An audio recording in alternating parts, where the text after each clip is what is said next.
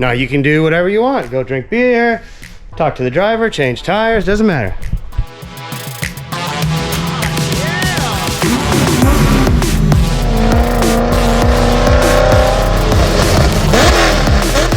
Oh! Is that seawater? Look at this, dude. This is the most disgusting car I've ever touched. We're at Sonoma Raceway testing a brand new track for the shootout competition at Winter Jam in just a couple of weeks. Hell yeah, this is sick. You guys are gonna love it.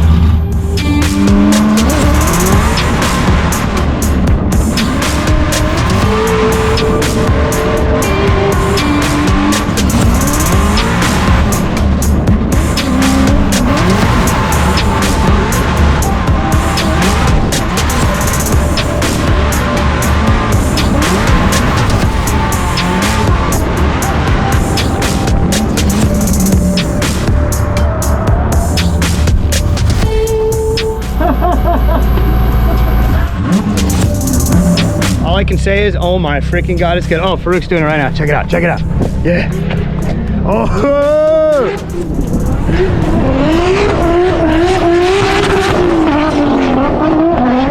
Oh, it's good. You guys are gonna love it. You guys are absolutely gonna love it. Reverse track through the S's as fast as you could possibly go. It's a tricky entry, and then you're pretty much wide open through the finish. There's a slowdown so that you can group up, and right here, it makes for great tandem. Like, you guys, I can't wait for you guys to experience it. All right, back from some testing. Did amazing. Look at these freaking things. Holy moly. Like, this is basically where the rear hoop lands. And then this is the steel overlay that bolts to that aluminum piece. And then the cage welds to that. Oh, yes, that's how it goes. Boom, right in there. You drill holes like little hole saw, right? In the car so that the nuts can protrude through. Then this sinks into the corner right where it needs to be. And then there's pieces, like corner pieces, and then this gets bonded to the car.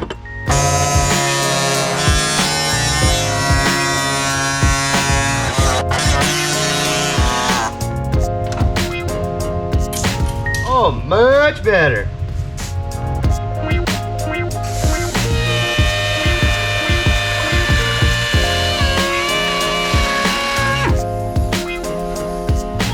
Yeah. Now I need to smooth this out. There's these little casting flashes. I think it's where the cast goes into it that they don't machine off or anything. I need to flatten it out so that this plate can fit flat on there.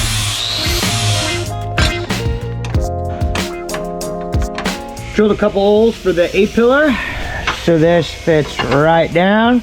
Now I gotta drill these ones, and hopefully it will slide right forward. I'm actually gonna go with a smaller size on this one because it doesn't need quite as much misalignment.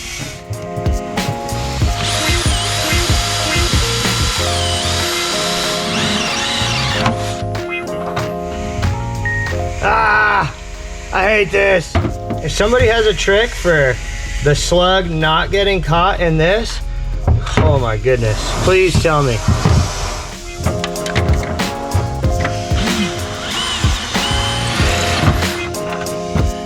Look at that.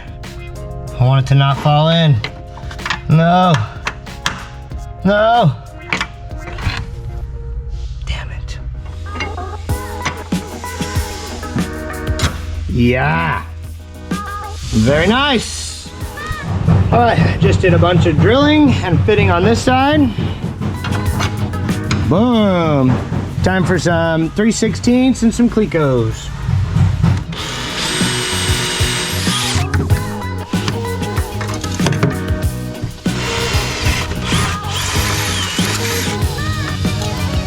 This is kind of funny, little Easter egg. I'm sure they'll be proud of themselves for this. Cage kits. This right here was a pre-existing hole in the chassis.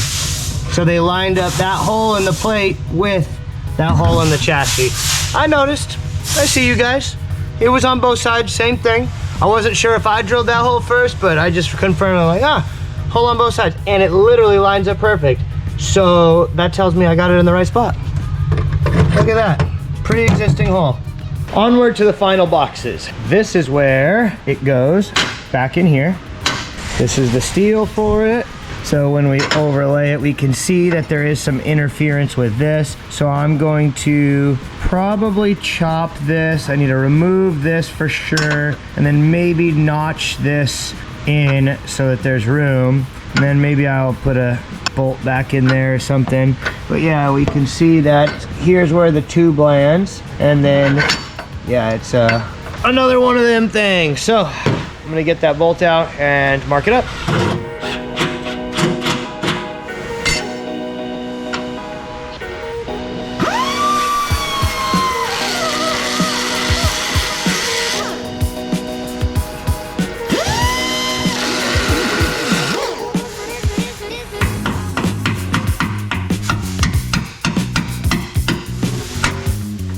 Nice.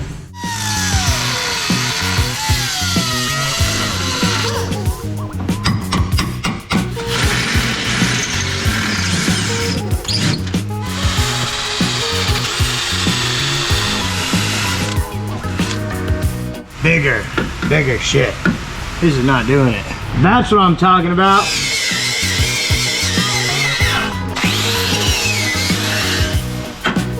Boom.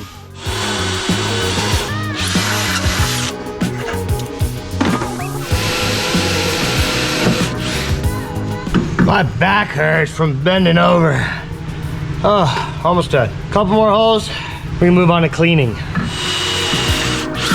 The next step to the boxes is counter bore. So I have my counter bore here that I bought, and basically we're gonna step this down so that the rivet will sit flush when it goes in. Because right now the rivet head would protrude up, but we don't want that.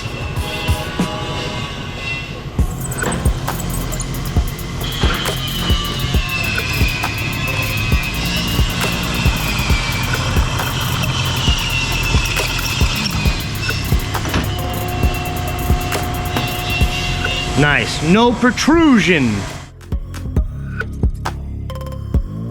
All right, while we're waiting for rivets, what we did was tape off the floor so that when we do bond it, when the rivets show up, it will squeeze out and we can just wipe our finger and have a nice tight line. And since we finished that, I'm glad we're actually doing this. We did some cutting and grinding and notching of the tray for the roof to try to get the A-pillars in, and just doing some finessing. Got to bend this out a little bit. We need to open up that hole just a tiny little bit, and just fitting the A-pillars and doing some trimming and like some fiberglass like this. Trim this up a little bit more, trim some stuff down here, trim some of that. Just trimming while we wait for the rivets. But yeah, I think that we got that side already kind of mostly fit. This thing is so tight, it's crazy. It fits up in here so tight that this stud for the trim actually sticks down too far. So we're gonna have to cut the stud so that it can not run into the cage, because the cage is that tight. Freaking unreal.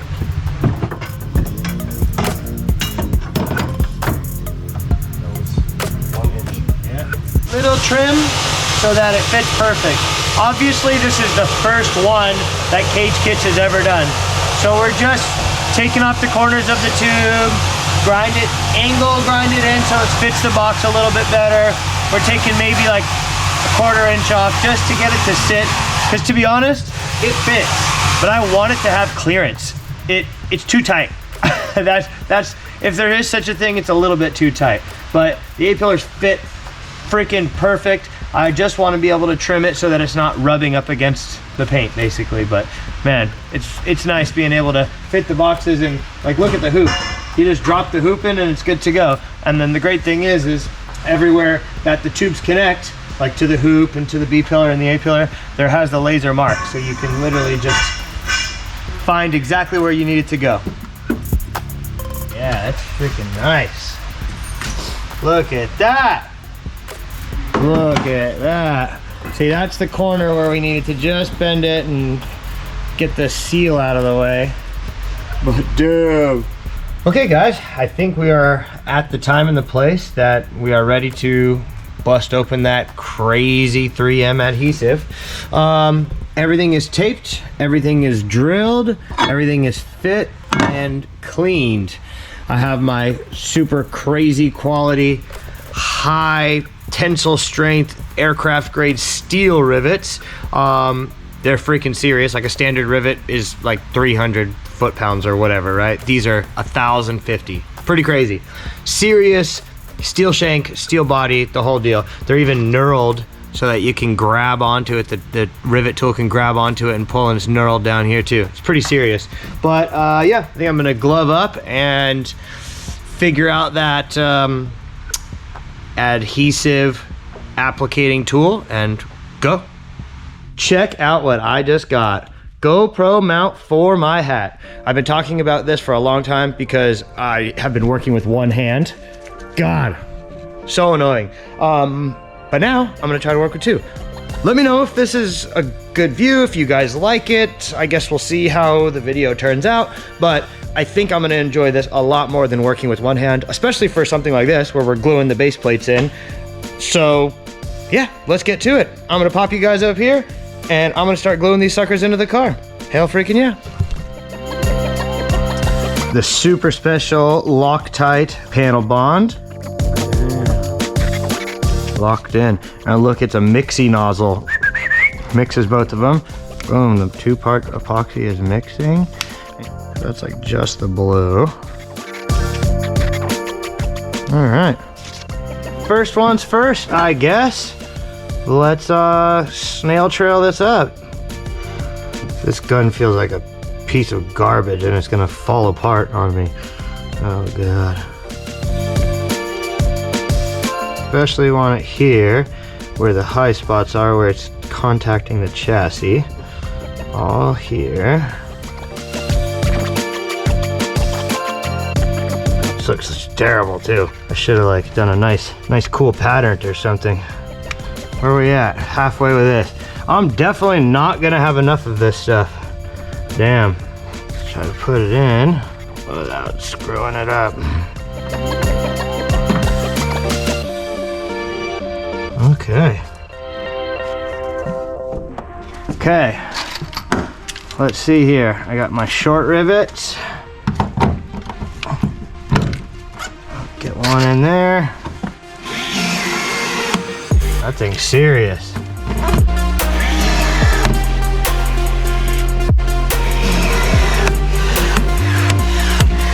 Yeah. Nice. And then I should have my drill for cleaning if I can't.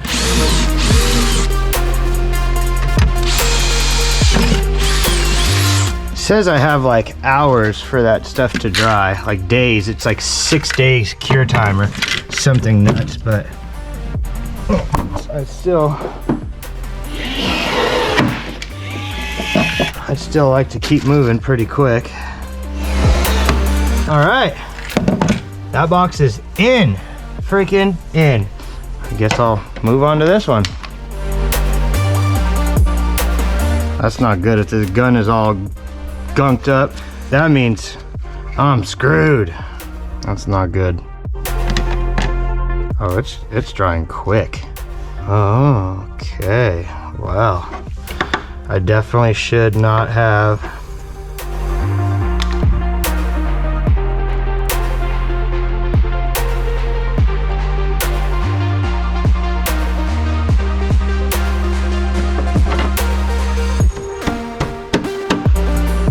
Alright, I'm heating it this time. I think it's gonna help it flow a little bit better.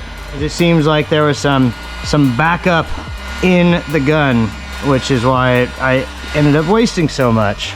Oh man, that's the ticket. God, it's flowing so much better. Okay.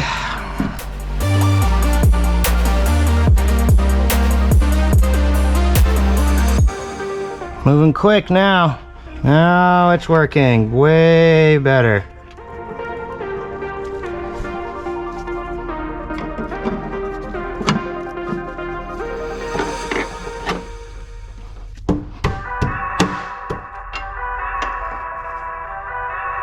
Time to rivet.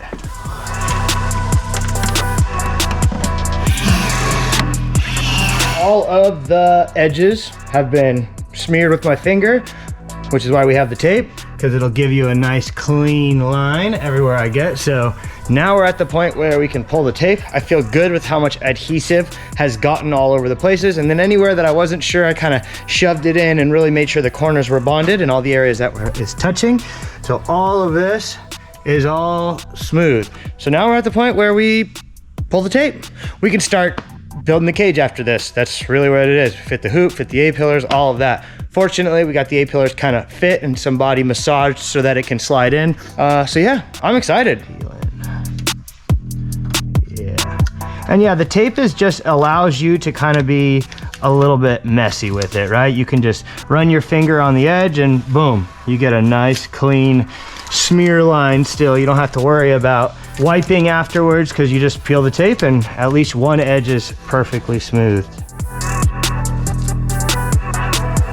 Look at that, smooth. Boom, that's it. Look at those lines, nice and clean. All right, everybody, that's it. Let this sucker dry and then next we start actually fitting up the Cage Kits cage. So far, the boxes that Cage Kits did, they fit phenomenal. Obviously a little bit of massaging, some grinding, some tweaking, some slotting of some holes, but that's to be expected as the first time it gets fit into a car. But man, I am freaking excited. It's cool just looking at these boxes glued in. That's wild. That is wild. It's how Pratt Miller does it, so I'm thankful that we were able to figure out the correct adhesives and onward to fitting up the cage. I hope you guys all have a Merry Christmas. Let's freaking do it. Yeah.